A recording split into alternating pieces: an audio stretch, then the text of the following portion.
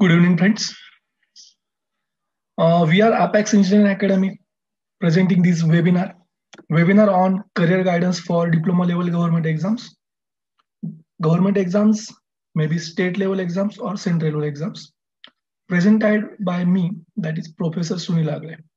So objectives behind this webinar are: first, understand the preparation strategy for diploma level exams.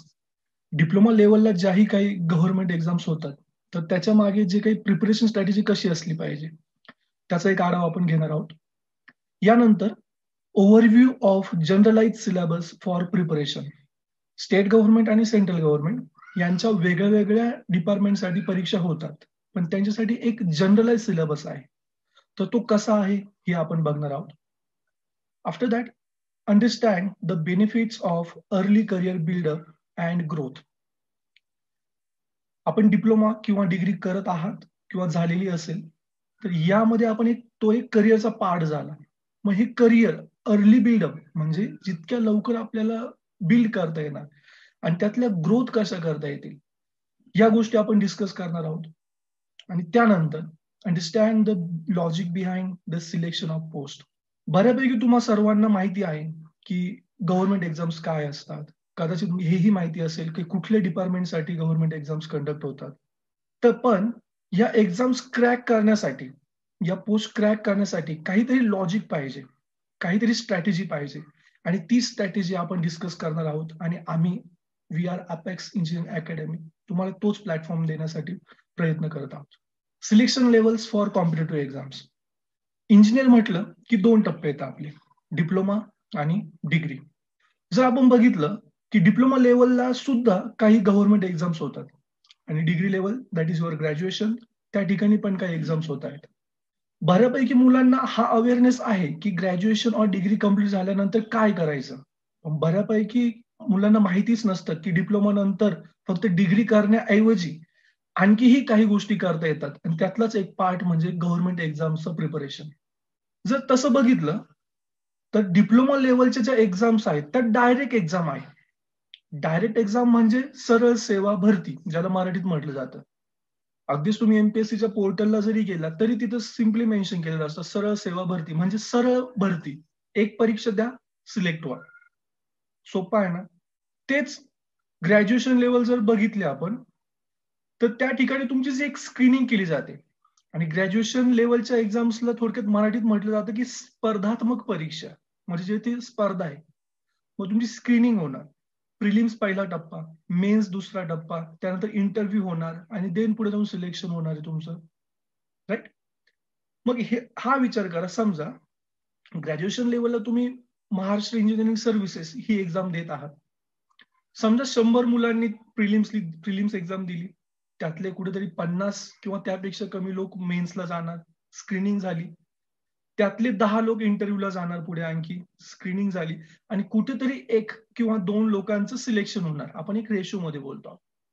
म्हणजे starting पासून तुमच्या 3 stage cross झाल्यानंतर तुमचं selection होणार आहे. आणि डिप्लोमा जर तुम्ही फोकस केला, डिप्लोमा लेवल गव्हर्नमेंट एक्झाम्स, एक एक्झाम तुमचं सिलेक्शन. पण आपल्या मुलांपर्यंत तो अवेअरनेस नाहीये आणि तोच प्रयत्न आम्ही करतो आहोत. यानंतर diploma level it's a first stage. जसं अगोदरच्या स्लाइडमध्ये मी सांगितलं की डिप्लोमा लेवलची डायरेक्ट आपली एक्झाम आहे, ही फर्स्ट स्टेज आहे. Suppose diploma level direct recruitment आणि फायनल सिलेक्शन. ग्रॅज्युएशनला prelims, mains, interview and then final selection. आपण जर क्वेश्चन पेपरचा पॅटर्न बघितला तर इथे तुम्हाला ब्रॅकेटमध्ये दिसतंय की direct recruitment level 3 questions. Level 3 questions म्हणजे की ज्या ठिकाणी प्रश्न हे सोपे पडणार आहेत. आणि लेवल 1 म्हटलं की प्रश्नांची काठिण्य पातळी ही वाढणार आहे. म्हणजे लेवल 3 म्हटलं तर एक 1 लाइनर क्वेश्चन असेल. लेवल 2 और लेवल 1 म्हटलं की त्याची काठिण्य पातळी आणखी वाढणार आहे, मल्टिपल क्वेश्चन होणार आहे. राईट. दुसरी गोष्ट, डिप्लोमा लेवलला तुम्ही ज्या एक्झामसाठी प्रिपरेशन करतात ते तुमचं सपोज लेवल 3 क्वेश्चनसाठी प्रिपरेशन झालं. आणि ग्रॅज्युएशन लेवलला तुम्ही बघाल, सपोज MES घेतलं म्हणजेच टेक्निकल एमपीएससी, तर त्या ठिकाणी प्रिलिम्स लेवलला सुद्धा तुमचं ते लेवल 3 क्वेश्चन साठीचं प्रिपरेशन ही उपयोगी ठरणार आहे. पण एमपीएससी मध्ये तुम्हाला मेन्सला तुमचं हे प्रिपरेशन वाढवावं लागणार आहे. म्हणजे तुम्हाला लेवल 2 आणि लेवल 1 साठी सुद्धा प्रिपेअर व्हायचं आहे. त्यानंतर इंटरव्ह्यू मध्ये तुमचं स्किल आणि नॉलेज टेस्ट केलं जाईल. इंटरव्ह्यू तुम्हाला कम्प्लिटली क्रॉस चेक केलं जाणार आणि मग सिलेक्ट होणार तुम्ही. सो मग ग्रॅज्युएशन लेवल और एमईएसच्या कम्पॅरिझन मध्ये डिप्लोमा लेवलच्या ज्या गव्हर्नमेंट एक्झाम्स आहेत त्यासाठी प्रिपेअर करणं, त्यासाठी सिलेक्ट होणं हे कुठेतरी सोपं जात आहे आपल्याला. बरोबर. मग कुठले डिपार्टमेंट्स आहेत? राज्य सरकार, स्टेट गव्हर्नमेंट, केंद्र सरकार, सेंट्रल गव्हर्नमेंट असे कुठले डिपार्टमेंट्स आहेत की ज्या ठिकाणी डिप्लोमा कम्प्लीट केल्यानंतर सुद्धा गव्हर्नमेंट सर्वंट होता येते? बरोबर. Various departments for competitive exams. आपल्या स्टेट गव्हर्नमेंटमध्ये जर बघितलं, जे की जनरली आपल्या माहितीमध्ये असतात, PWD public works department, WRD water resource department, metro, BMC that is Brihanmumbai municipal corporation, PMC Pune municipal corporation, ZP जिल्हा परिषद, MIDC, MACB या वेगळ्या वेगळ्या डिपार्टमेंटमध्ये दरवर्षी किमान 1000 जागा निघतात. आता जर तुम्ही बघितलं असेल की जानेवारी महिन्यामध्ये मेट्रोमध्ये जागा निघाल्या आहेत. बरोबर. ZP आणि WRD ची ऍड निघाली आहे. काही टेक्निकल इश्यूजमुळे ती पेंडिंग आहे आणि येत्या 2 ते 3 महिन्यामध्ये PWD ची पुन्हा ऍड येण्याचे चान्सेस आहेत. म्हणजे हे वर्षभर हे शेड्यूल सुरूच असतं सरकारचं. हे झालं स्टेट गव्हर्नमेंट. यापैकी तरी काही लोक बऱ्यापैकी अवेअर असतील की हा स्टेट गव्हर्नमेंटमध्ये ऐकतो आपण काय चाललंय राज्यामध्ये. सेंट्रल गव्हर्नमेंटमध्ये सुद्धा डिप्लोमा लेवलच्या गव्हर्नमेंट सर्व्हिसेस असतात, हे बऱ्याच जणांना माहितीच नसतं. उदाहरणार्थ CPWD म्हणजे सेंट्रल पब्लिक वर्क्स डिपार्टमेंट, थोडक्यात नितीन गडकरी ज्या खात्याचे मंत्री आहेत. CWRD central water resource department, MES military engineering services, DRDO, RRB railway recruitment board, SSC staff selection commission, PSUs example SPN CIL म्हणजे आपलं नोट प्रेस नाशिकचं. त्यानंतर AAAI means airport authority of India. या सगळ्या सेंट्रल गव्हर्नमेंटच्या agencies आहेत, department आहेत आणि ह्या ठिकाणी सुद्धा दरवर्षी जवळपास 5000पेक्षा जास्त व्हॅकन्सीज निघत असतात. हा सुद्धा रीच आपल्या मुलांपर्यंत होत नाही, अवेअरनेस होत नाही. बऱ्यापैकी आपल्या मुलांना एवढंच माहिती आहे, डिप्लोमा कम्प्लीट केला, डिग्रीला ऍडमिशन घ्या, जी की जी प्रोसेस सुरू आहे. डिप्लोमामध्ये डिग्री करावी का? करायलाच पाहिजे, नो डाऊट. पण जर गव्हर्नमेंटने डिप्लोमा ही स्कीम डिझाईन केली, त्याच्या मागे काहीतरी पर्पज आहे ना. तर डिप्लोमाच्या बेसिसवर सुद्धा ज्युनियर इंजिनियर्सची रिक्रुटमेंट होते, हे आपल्या मुलांपर्यंत पोहोचत नाहीये. आता आपण वेगवेगळ्या परीक्षांची मांडणी बघितली, परीक्षांचे डिपार्टमेंट बघितले, स्टेट बघितले, सेंट्रल बघितले. याच्यामध्ये एक कॉमन गोष्ट की परीक्षा जरी वेगळ्या वेगळ्या डिपार्टमेंटसाठी होते, स्टेट गव्हर्नमेंट कंडक्ट करते, सेंट्रल गव्हर्नमेंट कंडक्ट करते, कदाचित प्रश्नपत्रिकेचा पॅटर्न पण वेगळा राहणार, तुमचा क्वेश्चन पेपर पॅटर्न पण वेगळा राहणार. परंतु जर आपण जो काही सिलेबस आहे तो जर 2 सेक्शन मध्ये डिफाईन केला, तर section 1 that is your non technical. त्या नॉन टेक्निकल मध्ये तुम्हाला quantitative aptitude, logical reasoning, general awareness और याला जनरल स्टडीज पण म्हणतो, ज्याच्यामध्ये आपलं economics, polity, history etcetera cover होतं. And after that grammar questions. जर स्टेट लेवल आपण बघितलं तर त्या ठिकाणी मराठी व्याकरण आणि इंग्लिश ग्रामर हा सेक्शन 1 झाला. सेक्शन 2 मध्ये आपले टेक्निकल नॉलेज चेक होणार आहे. म्हणजे तुम्ही ज्या फील्डचे आहात, सिव्हिल इंजिनियर असेल तर त्यांना सिव्हिल इंजिनिअरिंगचे टेक्निकल सब्जेक्ट्स, मेकॅनिकल, इलेक्ट्रिकल या ब्रँचला त्यांचे जे काही टेक्निकल सब्जेक्ट्स आहेत त्यांच्यासाठी हा सेक्शन 2 असणार आहे. म्हणजे मागच्या स्लाइडला जर आपण बघितलं की जवळपास स्टेट मधले 8 ते 10 डिपार्टमेंट आहे, सेंट्रल मधले 8 ते 10 डिपार्टमेंट आहे आणि या सगळ्यांचा सिलेबस आपण ह्या 2 सेक्शन मध्ये कव्हर करतोय, नॉन टेक्निकल आणि टेक्निकल. डिपार्टमेंट नुसार, एक्झाम नुसार थोडेफार चेंजेस असणार आहे, बट 90% हा सिलेबस कॉमन आहे. म्हणजे एकदा हा जो आपण कोर्स कंडक्ट करतो आहोत त्याच्यासाठी तुम्ही अपियर झालात, तो चांगल्या प्रकारे प्रिपेअर केला की तुम्ही जवळपास 15 ते 20 डिपार्टमेंट्सला अपियर होण्यासाठी कॅपेबल बनता. ही गोष्ट आपल्या मुलांपर्यंत पोहोचत नाहीये. आता पुढचा प्रश्न येतो की हो, प्रत्येकाला वाटतं की गव्हर्नमेंट सर्वंट बनावं, पोस्ट क्रॅक करावी, सिलेक्ट व्हावं, सिस्टममध्ये एंटर करावी. बरोबर? याच्यासाठी काही गोष्टी आपल्यात आहेत, हे आपल्याला माहितीच नसतं किंवा त्याची जाणीव करून देणारं कोणी नसतं. हं? याची सुरुवात आपण स्वतःपासून करायला पाहिजे. हा आपला एक अवेअरनेस म्हणून हा वेबिनार आहे. यानंतर तुम्हाला मी डिटेलमध्ये माहिती देणारच आहे. तर या वेबिनारची मी तुम्हाला एक टास्क देतो, की प्रत्येकाने स्वतःचं स्वॉट अनालिसिस करायचं. स्वॉट म्हणजे काय? कदाचित तुमच्या diploma level, degree level, college लेवलला तुम्ही ऐकलंय असेल, केलंय असेल. पुन्हा एकदा करायचंय. कारण आता तुमची जी काही लेवल आहे ती वेगळी आहे. तुम्हाला तुमच्या स्ट्रेंथ्स आयडेंटिफाय करायचे. तुमच्या स्ट्रेंथ काय आहेत? बरोबर? तुमचे विकनेस काय? विकनेस असा काही प्रकार नसतो. ती उलट तुमच्यासाठी अपॉर्च्युनिटी बनते. पण त्याच्यावर मेहनत घेतली तर. त्यानंतर तुमच्या पुढे अपॉर्च्युनिटीज काय आहेत? Being a engineer, an engineer or diploma student, तुमच्या पुढे अपॉर्च्युनिटीज काय आहेत? आणि त्या अपॉर्च्युनिटीजकडे जाताना तुम्हाला थ्रेट्स कुठले डेव्हलप होणार आहेत? म्हणजे कुठले धोके येऊ शकतात? याचं तुम्हाला तुमचं अनालिसिस करायचंय. ही तुमची फर्स्ट स्टेप असणार आहे गव्हर्नमेंट एक्झाम्सच्या प्रिपरेशनकडे जाताना. थोडक्यात, observe your capability with proper planning. तुमची कॅपॅबिलिटी काय ही तुम्हाला कळायला पाहिजे. बरोबर? आमच्याकडे या, आपण भेटूयात. आम्ही प्रत्येकाला ती गोष्ट पहिली नोटीस करून देतो आहोत, की तुमच्या कॅपॅबिलिटीज बघा. पण स्वतःपेक्षा इतर कोणी जास्त चांगल्या प्रकारे सांगू शकत नाहीये. तुमच्या स्ट्रेंथ्स काय? Head your career with step by step goal achievements. प्रत्येक गोष्ट स्टार्ट केल्यानंतर काही ना काहीतरी प्रॉब्लेम्स येणार आहेत. राईट? बट जर आपल्याकडं आपल्या करिअरसाठी काहीतरी प्लॅन असेल, कुठे पोहोचायचं हे माहिती असेल, तर आपण स्टेप बाय स्टेप तिथपर्यंत पोहोचण्यासाठी नक्की प्रयत्न करू शकतो. So see the opportunities in exams. प्रत्येकाला करिअर करायचं आहे. करिअर करून स्वतःला बिल्ड व्हायचं आहे किंवा ग्रोथ करायची आहे. आणि गव्हर्नमेंट एक्झाम्स, मला तरी वाटत नाही की यापैकी कोणाला याचा काही अवेअरनेसच नसेल की गव्हर्नमेंट जॉब काय आणि प्रायव्हेट जॉब काय. सो गव्हर्नमेंटमध्ये सिलेक्ट तर व्हायचंय, पण त्यासाठी मेहनत करावी लागणार. ऑपॉर्च्युनिटीज माहिती पाहिजे, स्वतःचे स्ट्रेंथ्स माहिती पाहिजे. बरोबर? So see the opportunities in exams. And weakness. Weakness it's nothing but it's an opportunity. जे तुमचे वीकनेस आहेत त्यावर वर्कआउट करा. जे काही तुमचं it may be your laziness किंवा तुमच्याकडे अवेअरनेस नसेल, काही तरी असेल एक रिझन. तर त्या वीकनेसवर तुम्हाला काम करायचं आहे आणि मॅक्स ट्राय करायचं आहे की तुमची स्ट्रेंथ कशी बनेल, की जेणेकरून तुम्ही या एक्झाम्सवर फोकस करू शकाल.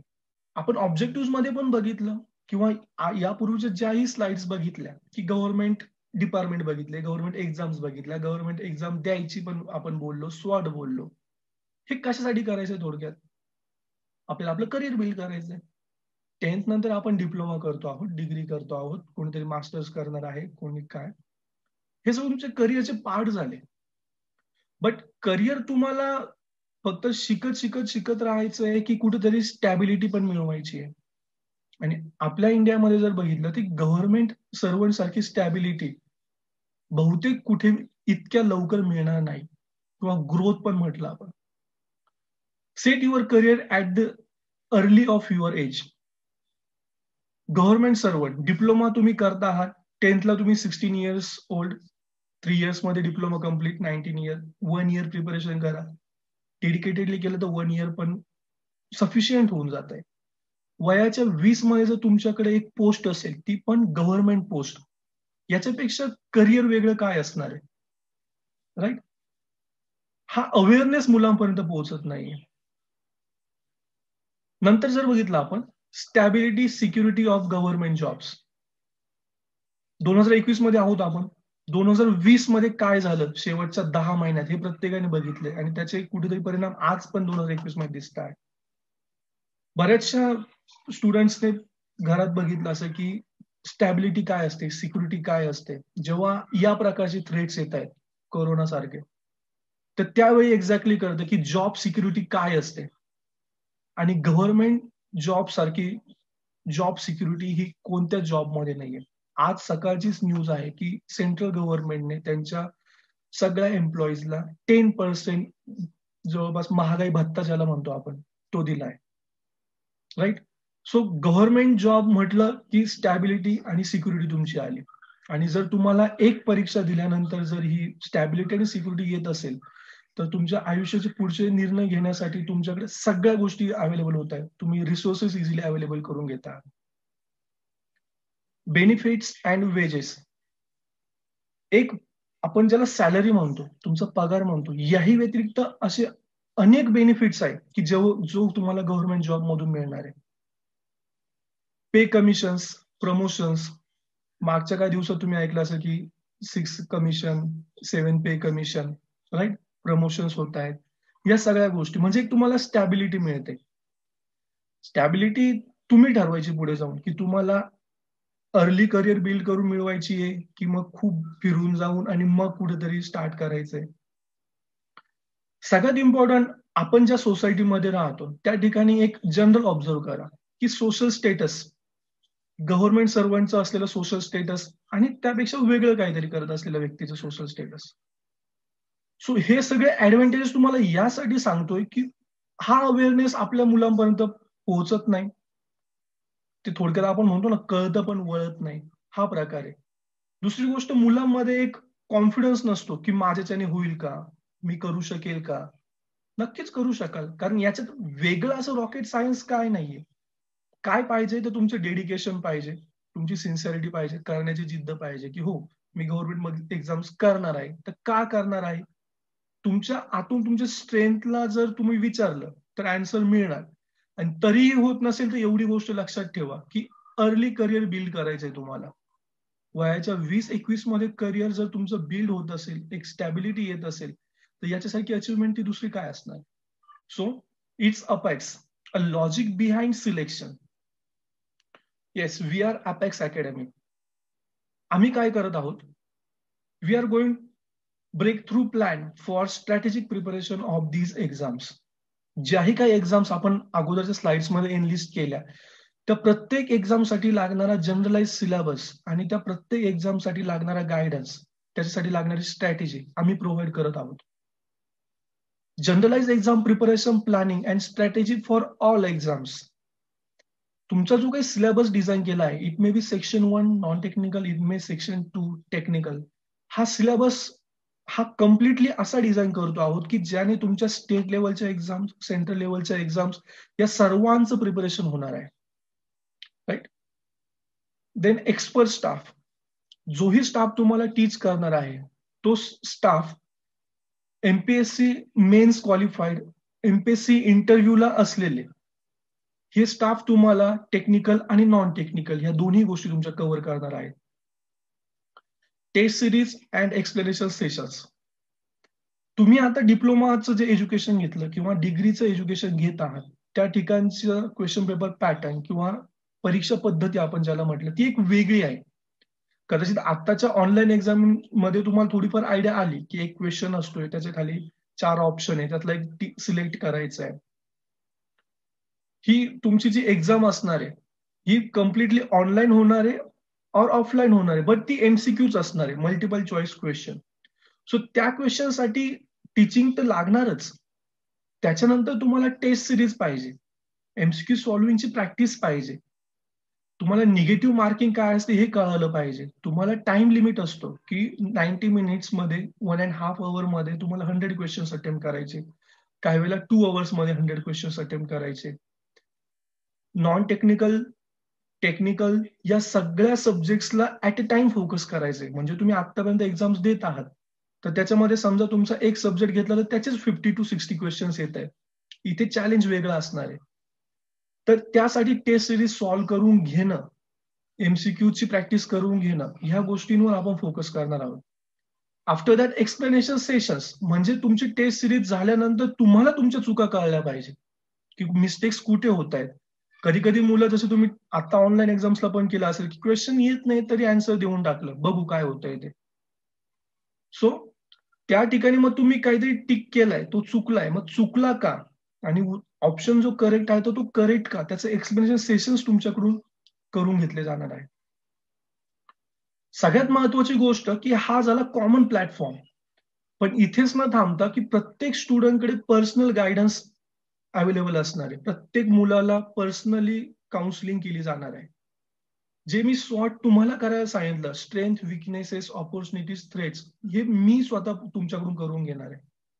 आमची पूर्ण टीम तुमच्यासाठी काम करणार आहे त्या गोष्टीवर, की तुमचे स्ट्रेंथ्स काय आणि तुमचं विकनेसला स्ट्रेंथ मध्ये कसं कन्व्हर्ट केलं जाईल.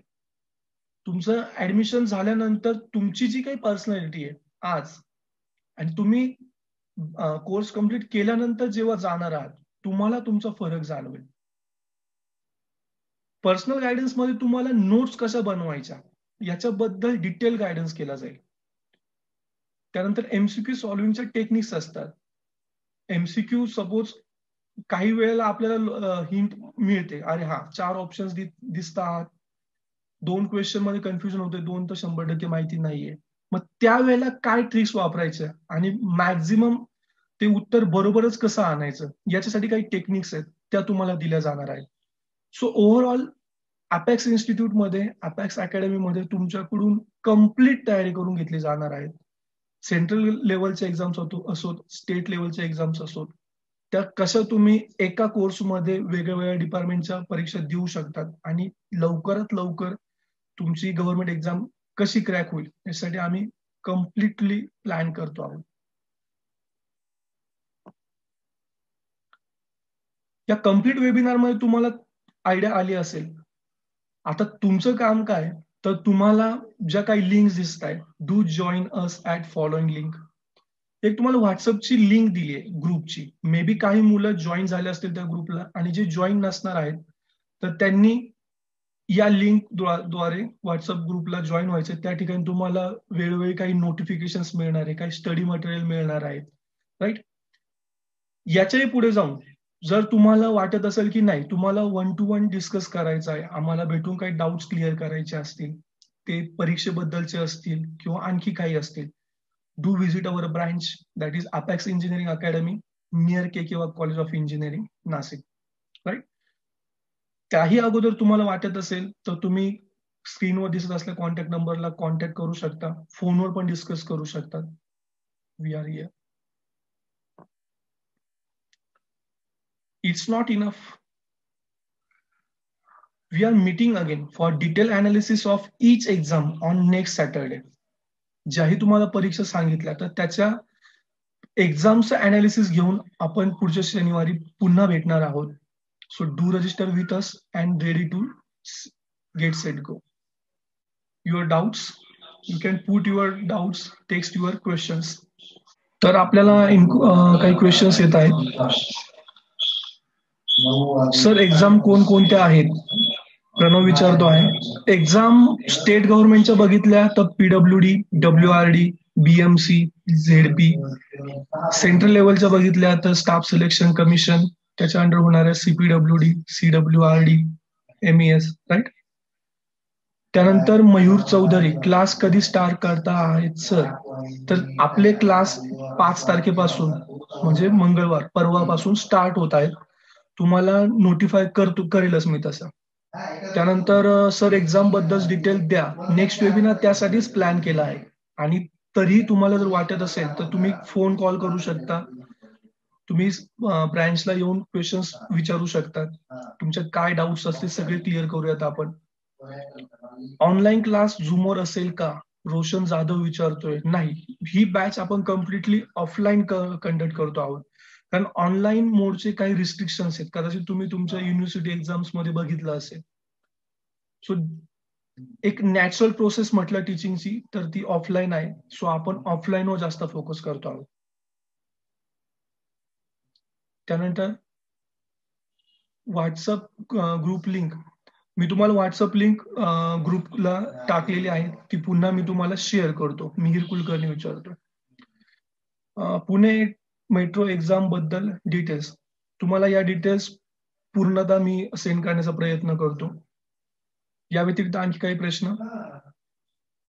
तुम्हाला व्हॉट्सअप ग्रुपची लिंक शेअर केली आहे, व्हॉट्सअप लिंक, त्या ठिकाणी तुम्ही ग्रुपला कनेक्ट होऊ शकता. ग्रुपला तुम्हाला सगळ्या एक्झाम्स बद्दलचे नोटिफिकेशन आल्यानंतर कळवलं जाईल.